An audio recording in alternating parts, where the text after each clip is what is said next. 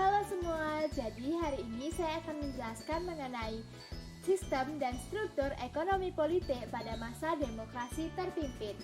Nah, demokrasi terpimpin ini dimulai sejak dikeluarkannya Dekret Presiden pada tanggal 5 Juli 1959 sampai berakhirnya kekuasaan Presiden Soekarno.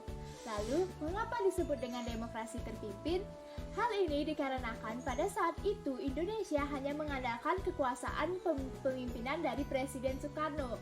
Nah, demokrasi terpimpin ini merupakan reaksi dari demokrasi parlementer di mana pada saat itu kekuasaan presiden hanya sebatas sebagai kepala negara, sedangkan pemerintahan dipegang oleh partai. Nah, Dekret Presiden ini dikeluarkan dilatar belakangi oleh pemilu yang terjadi pada tanggal 15 Desember 1955 di mana yang berhasil mengangkat DPR dan Konstituante. Kemudian pada tanggal 10 November 1956, Konstituante dilantik untuk merumuskan undang-undang baru sebagai pengganti UUD 1950. Namun karena terjadi banyaknya pergolakan hingga awal tahun 1957, Konstituante juga belum bisa menyelesaikan tugasnya untuk membuat undang-undang baru. Nah, sehingga pada tanggal 3 Juni 1959, Konstituante ini mengajukan masa istirahat, di mana yang ternyata masa istirahat ini untuk selama-lamanya. Nah, karena agar tidak terjadi hal-hal yang tidak diinginkan, kemudian A.H. Nasution mengeluarkan peraturan yang berisikan larangan untuk melakukan kegiatan politik. Lalu, Ketua PNI Suwiryo mengirimkan surat untuk Soekarno agar segera mendekretkan kembali Undang-Undang 1945 dan membubarkan Konstituante. Sehingga pada tanggal 5 Juli 1959, Soekarno pun mengeluarkan Dekret Presiden.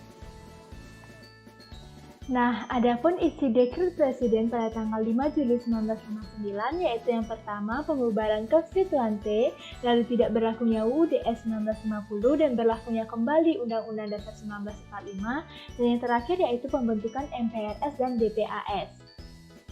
Nah, selama berlakunya Dekret Presiden 5 Juli 1959 ini, terdapat sisi positif dan juga sisi negatif yang terjadi. Sisi positif dan negatif tersebut yaitu sebagai berikut. Nah, pada masa demokrasi terpimpin ini, kekuasaan presiden menjadi sangat besar dan sangat mutlak. Akibatnya terjadi penyimpangan dalam kehidupan politik, di mana yang awalnya bersifat demokratisasi menjadi sentralisasi. Banyak hal yang terjadi pada politik di masa demokrasi terpimpin seperti pembentukan MPRS, pembubaran DPR dan pembentukan DPRGR, pembentukan DPAS, pembentukan Front Nasional dan pembentukan Kabinet Kerja. Nah, selanjutnya kita akan membahas arah politik luar negeri Indonesia pada masa demokrasi terpimpin. Peran aktif Indonesia pada awal masa demokrasi terpimpin dapat kita lihat dari hal-hal berikut. Nah, arah politik luar negeri Indonesia terjadi penyimpangan, di mana yang pada awalnya politik bebas aktif malah cenderung pada satu poros. Pemerintah juga cenderung pada politik mercusuar dan membagi kekuatan politik dunia menjadi dua bagian besar, yaitu Old NEVO dan NEVO. Nah, Presiden Soekarno merasa bahwa Indonesia mampu menerangi jalan bagi NEVO. Oleh karena itu, terjadi banyak proyek-proyek besar yang menelan dana miliaran-miliaran rupiah. Nah, karena hal itu, Indonesia menjadi semakin dekat dengan negara-negara komunis. Nah, dalam hal politik luar negeri, Indonesia juga melakukan konfrontasi dengan Malaysia. Hal tersebut dikarenakan Indonesia tidak setuju dengan pembentukan Federasi Malaysia yang dianggap sebagai neokolonialisme Inggris, yang tentunya membahayakan bagi Indonesia dan negara blok-blok NEVO lainnya. Oleh karena itu, Presiden Soekarno pun mengeluarkan Dwi Kora yang isinya perkuat pertahanan revolusi Indonesia dan bantu masyarakat Malaysia untuk terbebas dari neokolon Inggris. Selain itu juga pada tanggal 7 Januari 1965, Indonesia menyatakan dirinya keluar dari PBB. Hal ini dikarenakan PBB tidak mau menerima Malaysia sebagai anggota tidak tetap Dewan Keamanan PBB. Nah, untuk pembebasan masalah Irian Barat ini dilatar belakangi dari kejadian konferensi meja bundar yang dilaksanakan di Den Haag, Belanda pada tanggal 23 Agustus sampai dengan 2 September 1949, di mana terjadi perbedaan penafsiran antara Belanda dan Indonesia mengenai hasil keputusan KMB tersebut. di mana Indonesia menafsirkan bahwa Belanda akan menyerahkan langsung Irian Barat kepada Indonesia. Tetapi Belanda menafsirkan bahwa ia hanya akan merundingkan masalah Irian Barat dan bukan menyerahkannya kepada Republik Indonesia. Nah, dalam memperjuangkan masalah Irian Barat ini, Indonesia menempuh 3 cara. Yang pertama ada diplomasi, lalu ada konfrontasi ekonomi politik, dan juga ada konfrontasi militer. Nah, dalam diplomasi, Indonesia menempuh 2 tahap. Yang pertama yaitu tahap diplomasi bilateral, di mana Indonesia langsung berbicara dengan Belanda namun gagal. Dan yang kedua yaitu dengan mengajukan ke Majelis Umum PBB. Nah, di Majelis Umum PBB ini, Indonesia sudah meyakinkan bahwa permasalahan antara Indonesia dengan Belanda ini merupakan salah satu bentuk penindasan suatu bangsa terhadap bangsa lainnya. Namun, Belanda dengan segala dukungan bangsa Eropa yang terutama anggota NATO mengatakan bahwa permasalahan antara Indonesia dan Belanda ini hanyalah masalah bilateral antara Indonesia dan Belanda. Dan juga karena tidak membuahkan hasil, maka Indonesia pun mengambil keputusan membatalkan Uni Indonesia-Belanda dan juga membatalkan hasil KMB pada tahun 1956. Nah, karena perjuangan melalui diplomasi tidak membuahkan hasil, maka Indonesia melakukan konfrontasi ekonomi dan juga konfrontasi politik. Untuk konfrontasi ekonomi yaitu sebagai berikut. Nah, dalam konfrontasi politik, pemerintah Indonesia membentuk Provinsi Irian Barat dengan ibu kotanya Sawasyu. Nah, gubernurnya yang pertama adalah Zainal Abidin Shah. Lalu pada tanggal 4 Januari 1958, pemerintah membentuk Front Nasional Pembebasan Irian Barat atau FNPIB dengan tujuan yaitu mengerahkan massa dalam upaya pembebasan Irian Barat.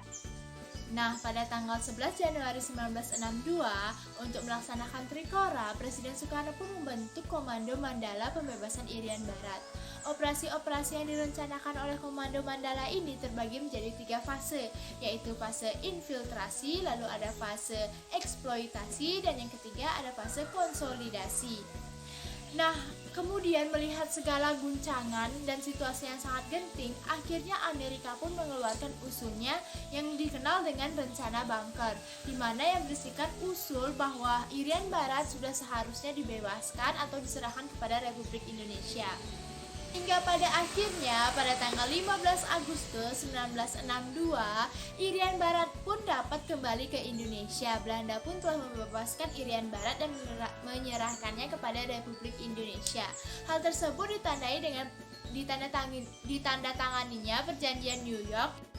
Berikut adapun isi pokok dari Perjanjian New York. Nah, dalam hal ekonomi, pada masa demokrasi terpimpin, keadaan ekonomi Indonesia mengalami keterpurukan dan masa-masa suram.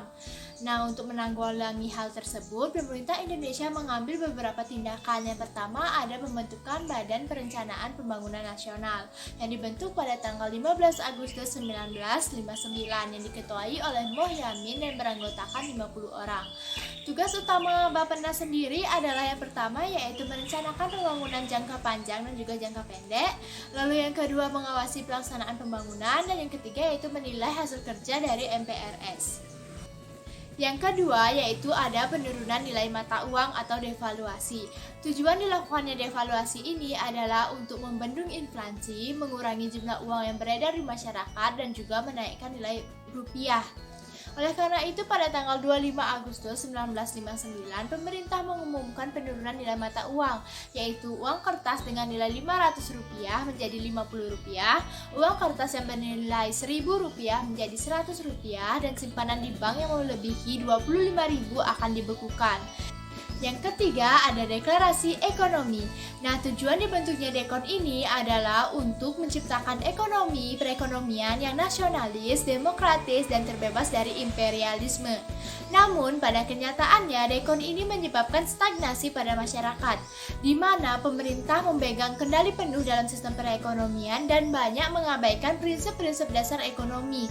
Akibatnya, defisit negara bertambah setiap tahunnya 40 kali lipat. Nah, defisit yang bertambah ditambah dengan percetakan uang baru yang tanpa kontrol mengakibatkan inflasi negara semakin berat. Nah, kebijakan lainnya dari pemerintah yaitu ada dari sektor perdagangan. Nah, di mana yaitu pada tanggal 17 April 1964 mengenai Komando Tertinggi Operasi Perdagangan dan juga Kesatuan Operasi. Komando Tertinggi Operasi Perdagangan bergerak secara sentralis mengenai melihat dan mengatur perekonomian negara, sedangkan Kesatuan Operasi bergerak dalam sektor perdagangan. Baik, itulah penjelasan saya mengenai sistem dan struktur ekonomi politik pada masa demokrasi terpimpin. Mohon maaf jika ada kesalahan dan terima kasih. Dah.